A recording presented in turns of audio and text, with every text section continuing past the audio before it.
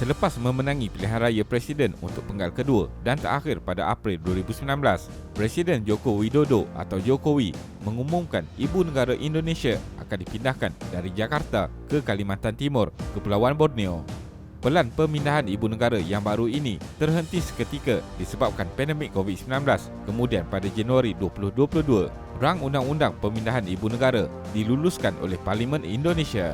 Presiden Jokowi menyatakan ibu negara adalah penting sebagai simbol identiti kebangsaan, juga menunjukkan tahap kemajuan yang dicapai oleh negara itu. Bandar Jakarta ketika ini mempunyai pelbagai masalah seperti banjir yang serius saban tahun, kesesakan dan kepadatan serta berisiko untuk tenggelam akibat aktiviti menggali air bawah tanah. Pelan pembangunan infrastruktur yang berjaya dilakukan oleh Jokowi untuk 273 juta penduduk Indonesia menjadi faktor terbesar kemenangan dalam pilihan raya 2019 bagi meneruskan penggal kedua sebagai Presiden Republik itu. Jadi, dalam video kali ini, kita akan melihat kenapa Indonesia ingin mengubah ibu negaranya. Teruskan menonton. Kepadatan Bandar Jakarta. Indonesia dengan sekitar 273 juta penduduk adalah negara keempat paling ramai populasi selepas China, India dan Amerika Syarikat. Pada tahun 2020, 56.64% penduduk Indonesia tinggal di bandar utama termasuk Bandar Jakarta. Sebelum menggunakan nama Jakarta, bandar yang dikenali sebagai Batavia ini dijadikan pusat pemerintahan Syarikat Hindia Timur Belanda (VOC) bermula tahun 1619 sehingga tahun 1940-an. Daerah khusus Ibu Kota Jakarta atau Jakarta pada hari ini adalah bandar konkrit yang padat dengan manusia, bangunan dan kenderaan. Setiap hari, puluhan juta pengguna kenderaan berada di atas jalan dan mereka menghabiskan separuh hari tersekat dalam kesesakan lalu lintas dengan purata kelajuan hanya 5 km sejam di waktu puncak di mana aktiviti penduduk bertumpu di pusat bandar. Bandar Jakarta berkeluasan 661.5 km persegi dengan 10 juta penduduk, juga hampir sama keluasan dan kepadatan penduduk di Bandar Seoul. Jakarta kini juga adalah antara bandar paling cepat membangun di dunia dari sudut ekonomi dengan menjadi penyumbang KDNK terbesar bagi Indonesia iaitu sebanyak 17.02% pada tahun 2021. Nusantara dinamakan Ibu Negara Baru Indonesia. Pada 17 Januari 2022, Nusantara dipilih menjadi nama baru Ibu Negara Indonesia dan diluluskan pembangunannya bagi kawasan seluas 180,000 hektar antara wilayah Penajam Pasir Utara dan Kutai Kartanegara di Kalimantan Timur. Pembangunan Ibu Kota Negara Nusantara akan menelan belanja 34 bilion US dollar atau 466 trilion rupiah, iaitu 54.4% adalah dari kerjasama pemerintah dengan pihak swasta, 26.4% dari pelaburan swasta dan 19.2% dari belanjawan negara. Syarikat gergasi dari Jepun, SoftBank Group, telah membuat tawaran pelaburan bernilai 30 hingga 40 bilion US dollar untuk pembangunan di Ibu Negara Nusantara selain negara UAE dan Amerika Syarikat yang juga membuat tawaran. IKN Nusantara akan menjadi simbol identiti nasional, menitipkan nilai keharmonian dan kesamarataan pelbagai etnik di Indonesia. Kawasan ini bakal dibangunkan dengan pejabat pentadbiran berkonsepkan Smart City, menggunakan internet kebendaan IoT, Green Energy dan Forest City. 20% kawasan tersebut bakal dibangunkan sebagai kawasan pentadbiran dan 80% akan dikekalkan sebagai zon hijau, kawasan komersial serta perumahan. Infrastruktur penting seperti jalan raya, lapangan terbang, pelabuhan, jaringan telekomunikasi dan lain-lain turut dibangunkan. Pembangunan keseluruhan dijangka siap pada tahun 2045 yang akan dibahagikan kepada 5 peringkat bermula dengan melengkapkan infrastruktur asas. Kumpulan aktivis alam sekitar tidak bersetuju dengan pembangunan di Kalimantan yang akan mengancam habitat haiwan dan akhirnya pencemaran berlaku disebabkan kehadiran manusia. Pulau Kalimantan juga adalah salah satu paru-paru dunia kerana kepentingan hutan seluas 40.8 juta hektar ini dapat menyerap gas karbon dioksida berlebihan yang juga menyebabkan pemanasan iklim dunia pada hari ini. Kenapa ibu negara perlu dipindahkan? Kepulauan Jawa adalah pusat bagi politik dan ekonomi Indonesia dan didiami oleh 60% daripada keseluruhan populasi Indonesia.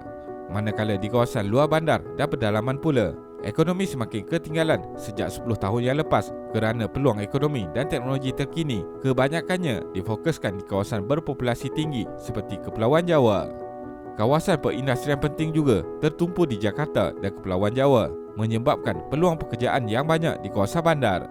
Penduduk di pulau-pulau yang jauh dari ibu negara Jakarta seperti Sulawesi, Maluku dan Papua sukar mendapat peluang dalam meningkatkan taraf hidup mereka.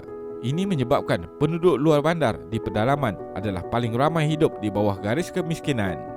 Menurut Presiden Jokowi, perpindahan ibu negara ke Kalimantan adalah untuk menyeimbangkan ekonomi Indonesia yang akan turut meliputi Indonesia Timur. Barisan pimpinan di bawah Jokowi memahami bahawa paradigma nasional bagi pembangunan perlu ditukar dan ditumpukan kepada Republik Indonesia secara keseluruhan kerana sebelum ini hanya berpusat di Kepulauan Jawa. Ketidaksamarataan pembangunan wilayah-wilayah lain selain Jawa telah lama menjadi rungutan rakyat, terutamanya yang melibatkan polisi pentadbiran. Sebelum ini, Presiden Soekarno juga pernah memberi cadangan bagi memindahkan pusat pentadbiran ke Kalimantan pada tahun 1956 kerana kedudukannya yang strategik di pusat geografi bagi Indonesia. Mengurangkan beban di Bandar Jakarta. Jakarta sebagai pusat pentadbiran, kewangan, perniagaan, perdagangan dan servis sedang berada dalam keadaan terlampau tepu, menyebabkan kerugian dalam bentuk produktiviti sebanyak $9 bilion. Bandar ini juga terdedah kepada bencana alam dan pelbagai pencemaran dengan banjir yang sering melanda ditambah dengan risiko untuk tenggelam. Sebahagian kawasan di Jakarta Utara sedang tenggelam pada kadar 25 cm setahun dan tembok laut yang dibina juga tidak mampu melindungi penduduk ditambah dengan fenomena pemanasan global yang menyebabkan kenaikan paras laut. Penduduk tidak mempunyai bekalan air paip bersih menyebabkan mereka menggali air bawah tanah serta pusat membeli belah dibangunkan dengan pesat menambahkan lagi beban permukaan tanah. 1/3 Jakarta akan tenggelam pada tahun 2050 jika keadaan berterusan seperti hari ini. Walaupun ibu negara dipindahkan ke Kalimantan, pihak pemerintah harus terus memperbaiki keadaan di Jakarta dan tidak hanya membiarkan situasi menjadi lebih buruk. Jakarta akan terus menjadi pusat ekonomi termasuk sektor kewangan dan bank pusat dan masih menjadi tempat tinggal jutaan penduduk yang mencari rezeki di bandar itu. Protes besar yang sering berlaku. Jakarta juga sering menjadi tajuk berita akhbar antarabangsa dengan pelbagai protes dan demonstrasi jalanan yang sering berlaku termasuk disebabkan faktor politik dan ekonomi. Dan disebabkan politik Indonesia juga tertumpu di Kepulauan Jawa, Jakarta turut menjadi medan sengit persaingan parti politik dan tumpuan bagi liputan media. Ahli politik dan parti politik bersaing mencari undi yang banyak dari rakyat di wilayah ini dan yang akan menjadi batu loncatan kepada pemilihan calon presiden. Oleh itu, demonstrasi dan protes politik sering tertumpuk di Bandar Jakarta. Contohnya, protes pernah terjadi oleh kumpulan penyokong calon Presiden Prabowo di mana mempertikaikan kemenangan Jokowi pada pilihan raya 2019 dan rusuhan bertukar ganas sehingga mengakibatkan kematian. Pada Oktober 2020, Bandar Jakarta juga menyaksikan protes mega melibatkan ribuan peserta daripada kumpulan pelajar universiti dan pekerja kerana membantah Undang-Undang Cipta Kerja Indonesia yang diluluskan oleh pihak pemerintah Indonesia. Presiden Jokowi juga mungkin berharap dapat mengurangkan tekanan politik dan ekonomi di Bandar Jakarta serta rusuhan rakyat yang sering terjadi setelah pusat pentadbiran dipindahkan. Kesimpulannya, ibu kota negara Nusantara di Kalimantan Timur terletak sejauh 1000 km dari Jakarta akan menyerapkan strategi ekonomi super hub dengan infrastruktur lengkap serta dapat membangunkan potensi tenaga kerja sektor awam, seterusnya membuka peluang pekerjaan baru bersama-sama pelaburan pihak swasta dari dalam dan luar negara. Jika projek bernilai puluhan bilion dolar ini berjalan lancar mengikut plan, ia tentunya akan menjadi bandar pintar hijau berteknologi tinggi dan mampu melonjakkan kemampuan Indonesia untuk bersaing di peringkat global bersama-sama negara kuasa besar yang lain. Terima kasih kerana menonton dan jangan lupa subscribe. Jumpa lagi.